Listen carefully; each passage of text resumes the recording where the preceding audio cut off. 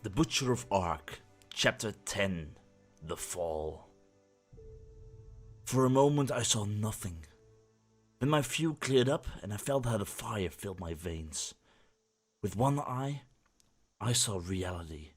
How I sat at the edge of the bed, the blood-stained dagger still sticking in the body of my victim, weakly twitching in death agony. His vision was blurred and limited, equal to that of a man peeking through a keyhole into another room. Yet what I saw with the other eye was clearer. His thoughts, his memories.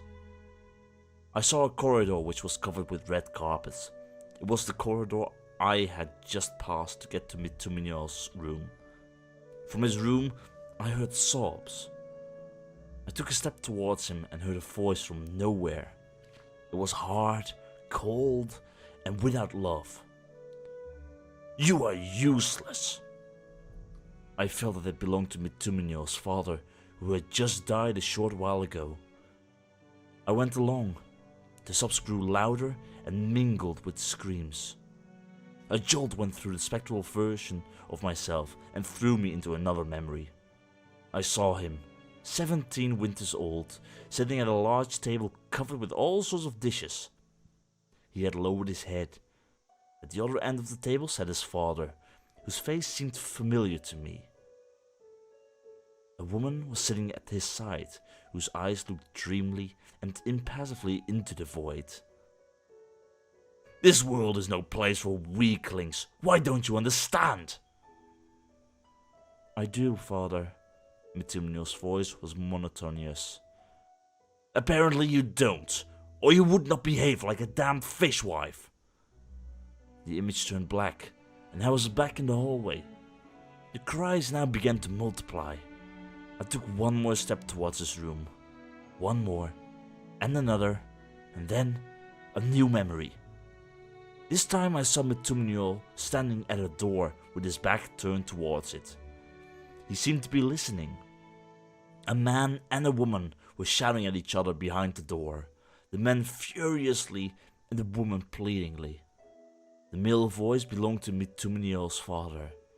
Again and again, the dull sound of an impact could be heard. I did not need to see the scene in order to understand it, and neither did Mituminiel. His face was a grimace of disgust and anger.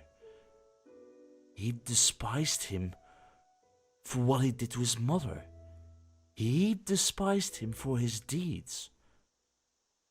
I was back in the corridor, having arrived at the door to Mituminiel's room. And the fire burned greedily and glaringly in me, but the intoxicating feeling that it sent through my veins felt wrong. I was supposed to feel triumphant, but instead I felt guilty, empty. "No," I whispered. He had killed, he had allowed the demons to enter him, and this was going to be his rightful punishment. The door in Mituminiel's memory swung open and I entered. The room was similarly devastated as the one in which my actual self was standing at his dying body. But this time, the scattered sheets and books and the overturned table were the silent witnesses of an outburst of fury, anger, or despair. Mituminiel was crouching on his bed, beardless and clean, completely unlike the man in whose throat I had just driven a dagger. Tears dried on his cheeks. Tears! I knew it, that his father had despised him for, calling him a girl, and now his eyes were dried and reddened, and they seemed to stare into nothingness. He was broken. Why do I see this? I understood nothing of what was happening around me. What I was supposed to see were his sins, the moments in which he had allowed the demons to enter, the moments in which he was weak and had chosen sin and greed instead of fortitude and virtue, the moments that had made him the monster that he was. Determinedly, I walked towards him. A lightning struck with a crash, illuminating the image. Then it returned to normal, and nothing had changed. Almost nothing. I was still in Mituminiel's room and in his head, but neither had the shelves been knocked over, nor was he crouching on the bed. An open book lay on it. I knelt down and read. The ink on the first page was still fresh. 15th day of the Kraken, 6089, after Starfall. Father says there is no place in the world for weaklings, but he is wrong. It took me a long time to realize this, but I feel the truth in my words while I write them down. First, I hated him for his bad deeds, his shady dealings, his trips to the Undercity, the things he did to Mother that without any doubt had contributed to her death. Why he only had injured me verbally instead of beating me is beyond me. Maybe because I was his son after all? I don't know. What he was unable to understand, though, is the simple truth. He is the true weakling. Despite wealth, status, and honor of his path, he is not much more than a desperate child inside, trying to use his power in order to gain acceptance and esteem. How easy it is to fall for this kind of pattern when we are not aware of it. I am ashamed at the thought of the things I've done. Little things they were. My mind tries to justify, but only now I realize how close I was to getting into the very same cycle of violence and self-loathing as my father. Why did I beat up the noble boy? Back then I said to myself, because he had treated me disrespectfully. Today I know that I only wanted to prove to my father that I'm actually a strong man. And I'm sure, if I had not realized it, one thing would have led to another, and harmless bullying would have led to much worse behavior. Quickly, I would have been exactly what I feared. My mind is made up. I will change. And once I am the upright person I'm striving to be, my father will realize the perfidy of his deeds. I have it in me, and he has it as well. I believe it from the bottom of my heart. Stunned, I stared at the open book in front of me. He wanted to change. Was it really possible? Were his intentions so noble? But how? I thought. He was obsessed. And once the demons have lived inside a human for too long, there was no turning back.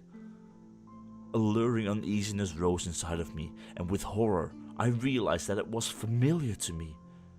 It was the feeling of being misguided, which led me to leave Fogville, to betray my path and to join the Black Libra. And now it was back again. I heard a dull sound behind me, like a body bag falling to the ground. It was Mitumiol Daljul. An older man who I identified as a servant of the house was standing in the doorway. Mitumiol had fallen to the ground and had his face buried in his hands. The fire was raging wildly inside of me, but this time its intoxicating effect felt out of place, like an intruder. We came too late, I heard the servant say. He avoided the gaze of his master. I am sorry. When he got no response, he turned around and left. I felt how a jolt shot through my body. The fire had fed. It had seen the sins. Mitumiol Daljul was dying. The spectral world around me began to fade, slowly but consistently, like the ink on a letter in the rain. Irritated, I looked at the diary on the bed, and then to the memory of the man whom I had judged. The man who had murdered 3 innocent people. The man who had given in to sin. He had despised his father's actions. He wanted to change himself and his father. Yet he had become a murderer. Why? What was the message brought to him by the servant? A weak light began to glow inside of me, a shimmer of understanding. Who knows how things would have turned out if I had just closed my eyes in the last moment I had been in Mitumiol's memory. But I watched. With a torturing slowness, my eyes wandered from the clean marble floor to the shelves filled with ancient knowledge, and stopped above the opulent doorframe which I had crossed to enter the room a few moments ago. A round shield in a golden frame was attached to the wall, painted with a crest, and it showed a bear, the same as the ring I found years ago in the brothel. My memories of the moments after I woke up are as pale and blurry as those of my escape from Fogville.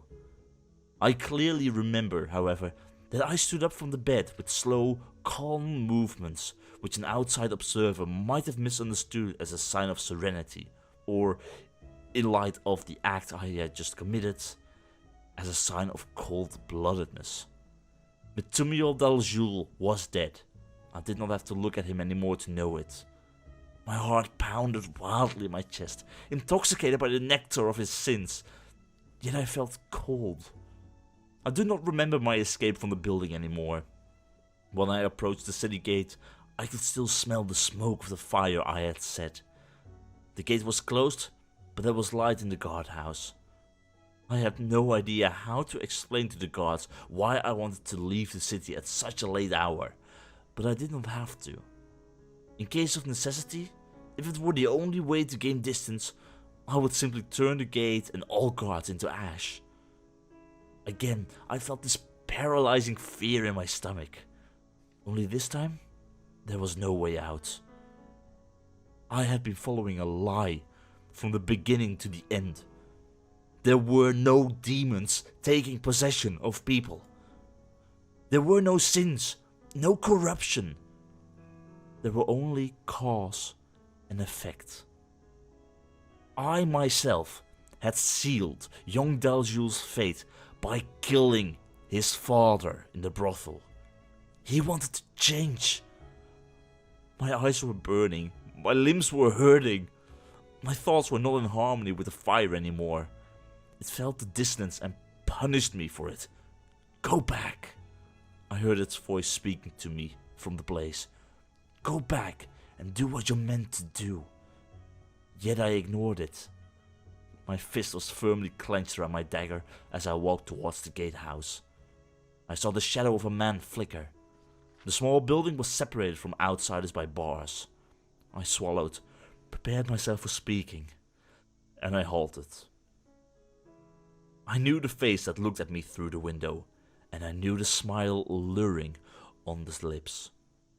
The man leaned back in the chair. He had his legs crossed and his arms behind his head. "Where are you bound?" Callion asked. He spoke like a man who runs into a good friend after a long night in the taverns. I did not need the fire to realize what was going on inside my mentor's head. He can feel it. I remained silent, unable to respond. The situation reminded me of my old self, secluded, with a heavy tongue and no life experience. Callion also decided to remain silent, so that we only looked at each other for a while. His body seemed to cast no shadow despite the bright candlelight in front of him, but maybe it was solely a figment of my imagination. Finally, he broke the silence. "I will not stop you, but they will come to get you." I remained silent. "We all were where you are right now." I was filled with a dull rage. "Were you?" "Yes, my friend." He let his gaze wander, as in many of our conversations before. "We were." "It is our fault, Callion. It is not the fault of demons or sins. It is only our fault." A word was formed on my tongue. First there was a tickle, then there was a clear shape, and before I knew it, I had spoken it. "It is a cycle." Callion smiled, like a master smiles at his student when he came to an understandable but naive conclusion, and then he shook his head. "I will not stop you," he repeated.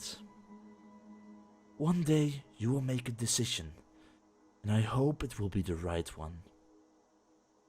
My hands were shaking and my fear was overwhelming. I felt tears tickling behind my eyes. It was all in vain. I had believed to be special, to make the world better with my deeds, to find my destiny. But I had not found anything.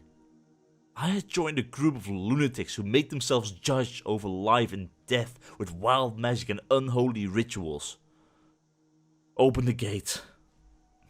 My voice was merely a whisper. Callion nodded with a hinge of regret. He had expected my answer. 3 draws of breath later, the machinery of the gate began to move, and it rattled upwards. I turned round and left without looking at Callion again. No one leaves the Black Libra. I heard his voice behind me. It was neither angry nor malicious, only sad. No one. I disappeared into the dark of the night. My hands hurt. I feel that they come closer. I want to end it myself. I would like to claim that my reasons are emotions, like guilt or a sense of honor, but it is a lie. Pure fear is driving me. Fear of what the Black Libra does to traitors.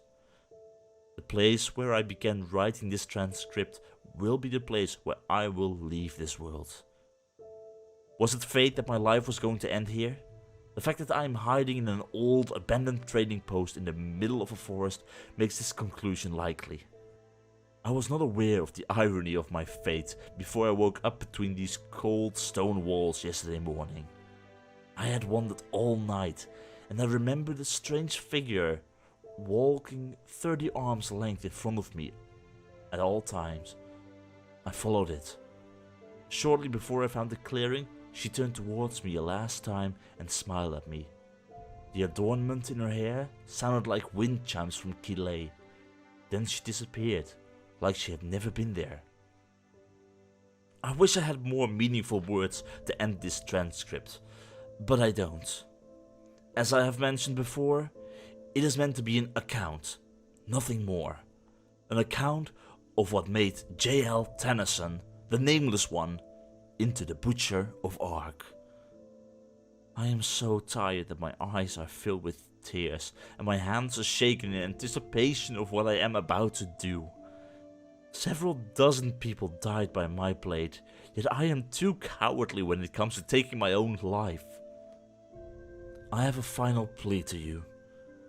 To find simple explanations, my story will not only be twisted by the heralds of the Order, but also by the Black Libra. It was born in the shadows, and there it will remain. Nowhere will you find traces of its deeds, and with artfulness and perfidy, it will cover the traces I am going to leave behind. Besides simple explanations, I was straying from my path. I was a monster. There will be other assertions which will satisfy scholars and philosophers. Do not listen to them. They are nothing but lies.